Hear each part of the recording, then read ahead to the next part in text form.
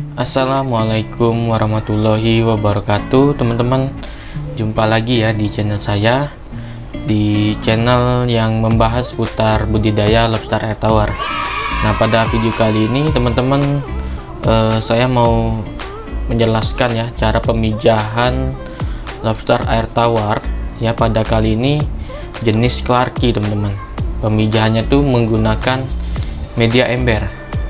Ini sebelumnya saya juga sering juga menggunakan dengan media ember ini ya, tapi jenis red claw. Nah, sekarang ini dengan jenis Clarkie ya, ukurannya itu lebih kecil ya. Nah, sekarang ini teman-teman lihat ya, ini di dalam ini ada ember ya. Ini saya tutupin, mungkin saya perjelas lagi nih ya. Oke, saya putar dulu nih kameranya. Nah, ini jadi di sini itu ada apa ya? Ada jenis Clarkie. Di sini ada dua pasang ya, dua jantan dan dua betina. Nah, untuk media ember itu teman-teman, untuk kolam pemijahan itu diusahakan itu harus tertutup ya. Jadi saya sengaja tutup ini biar tidak terganggu saat mereka itu terjadi proses kawin ya. Nah, jadi oleh karena itu teman-teman harus sebisa mungkin menutup, karena lobster air tawar ini butuh tempat privasi untuk mereka itu kawin ya, teman-teman. Jadi kalau kita sering lihat, seperti saya ini kan sering memantau ya di kolam ini ya, karena di sini ada kolam semen dan ada ember juga saya masukkan yang bertelur ya. Takutnya setiap saya mantau itu mereka akan mengurungkan untuk kawin, teman-teman. Nah, karena saat terlihat oleh orang lain, terkadang mereka itu lebih cenderung bersembunyi ke shelternya itu. Nah, oleh karena itu wajib teman-teman untuk kolam pemijahan, kalau misalkan nggak bisa ditutup semua, sedikit saja teman-teman. Ini sengaja saya tutup semua untuk benar-benar privasi mereka ini ya, teman-teman. Oke, sekarang kita buka nih.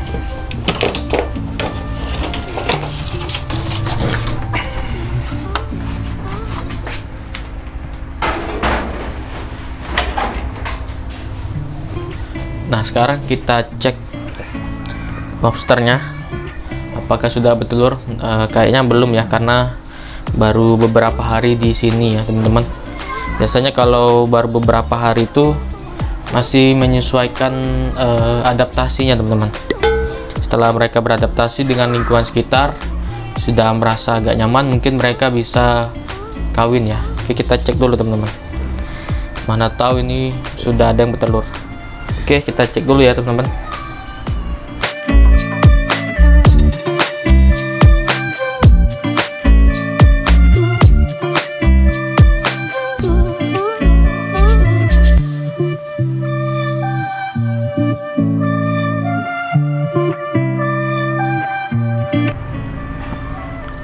Wah, ini jantan nih. Nih, ada kelaminnya ya. Oke, kita cek lagi satunya.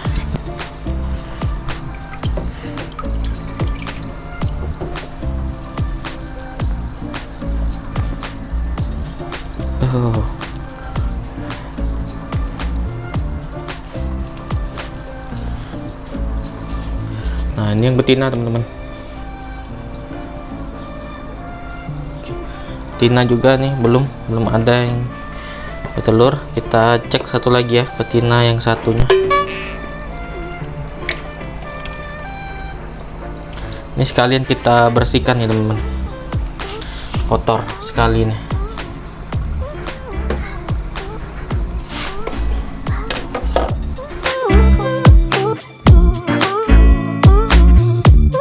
Jadi untuk kolam pemijahan ini, teman-teman, sebisa mungkin itu kita bersihkan ya, biar mereka tuh nyaman dan bisa kawin, teman-teman.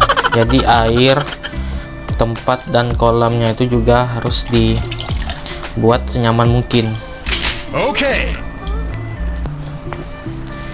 Biar mereka tuh bisa kawin. Kita lihat dulu nih yang mana nih yang betina nih.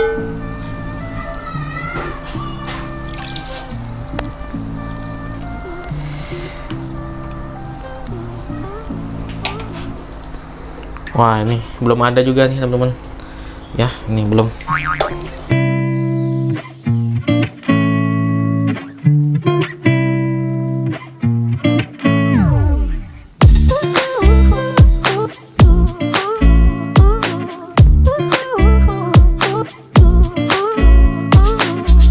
Nah, nih teman-teman, jadi untuk kolam pemijahan itu ya harus dikasih ruang seperti ini.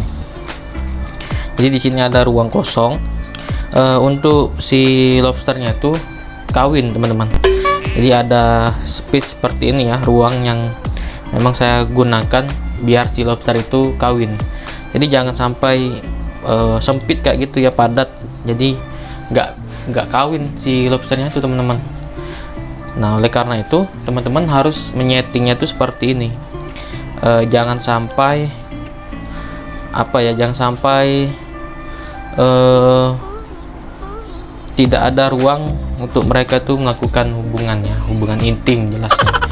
Nah, jadi Clarky ini juga saya belum tahu juga ya, belum pernah mengecek atau melihat mereka tuh kawin tuh, karena saya belum pernah lihat. Ini baru pertama kali saya melakukan pemijahan Clarky ya. Tapi sebelumnya itu pernah juga melalui Red Claw ya, dengan media ember ini. Kalau nggak salah itu 2 betina 1 jantan teman-teman. Nah, saya letakkan 3 ekor di sini ya.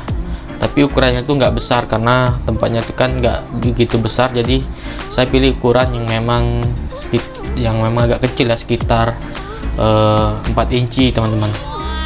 Nah, pada saat itu 1 indukan itu bertelur dan satunya itu belum bertelur. Yang jelas untuk kolam ember itu sudah saya sering gunakan ya untuk pemijahan dan cukup efektif.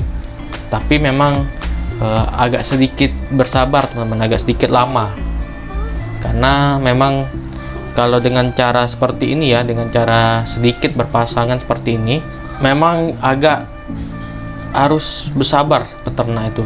Nah, dan untuk Clarky ini juga teman-teman, paling besar itu saya tanya penjualnya, katanya tuh pernah juga ada yang sampai 4 inci ya, tapi kebanyakan Clarky itu memang 3 inci ukurannya. Yang paling besar itu 3 inci. Kalau untuk ukuran 3 inci teman-teman itu lebih mahal lagi, harganya tuh 40.000 teman-teman. Nah, untuk Clarky ini juga teman-teman, ternyata Clarky ini kalau menurut saya itu makannya itu sedikit rakus teman-teman. Nggak tahu ya, apa perasaan saya saja, karena setiap saya kasih pakan itu sering habis ya. Beda dengan waktu saya melakukan pemijahan Red Claw, saya kasih pakan itu kadang banyak sekali sisa pakannya itu yang nggak habis. Kalau kemarin tuh saya baru-baru masukkan ke sini, saya kasih kacang hijau, habis tuh pakannya tuh. Kalau sekarang ini sudah mulai agak berkurang makannya itu teman-teman. Nggak tahu apa karena faktor airnya baru ya, karena nafsu makannya bertambah, jadi mereka makannya itu lahap sekali. Nah, saya melihat Clarky ini sebagai peluang juga teman-teman, sebagai bisnis juga, karena di samping banyak sekali sih teman-teman saya itu atau orang lain itu sekarang lebih menyukai hias-hias seperti itu, ikan hias, dan mereka tuh seperti ada akuarium ya di rumahnya itu. Jadi kayak mengumpulkan koleksi-koleksi berbagai jenis ikan hias, termasuk lobster air tawar ini teman-teman. Jadi saya melihat ini sebagai prospek juga ya, walaupun lobster hias ini nggak seperti Red Claw. Red Claw itu kan dia bisa besar dan bisa dimakan, ini nggak bisa dimakan teman-teman. Jadi ada yang bertanya di kolom komentar itu teman-teman, apakah jenis Clarky seperti ini bisa dimakan? Ya, kalau menurut saya ini kalau dimakan dagingnya itu seupil teman-teman ya, bisa mungkin dimakan, tapi siapa yang mau makan sedikit seperti ini ya, dagingnya tuh dikit. Ini lebih cenderung ke lobster hias ya, untuk hias akuarium dan lain-lainnya itu teman-teman. Jadi kalau kita jual untuk dimakan, rugi sangat ya, karena memang apa ya, harganya tuh mahal dibandingkan red claw. Per ekornya tuh bisa mahal. Untuk ukuran yang 3 inci itu saja harganya tuh bisa 40.000 satu, bahkan bisa lebih ya kalau dia lebih bagus lagi warnanya itu. Nah, sedangkan red claw ukuran 3 inci itu ya paling banter antara 6.000 sampai 7.000-an lah harganya satu. Nah, sedangkan ini 40.000, jadi berbeda jauh sekali ya teman-teman dengan red claw itu ya. Jadi kalau untuk dimakan, saya rasa nggak akan bisa ini dimakan. Tapi kalau teman-teman mau coba ya silahkan coba saja, saya nggak mau makan ini ya. Lebih baik saya makan yang red claw ya, dagingnya besar, terbukti enak, manis ya. Kalau ini nggak tahu nih enak atau nggak nih dagingnya nih.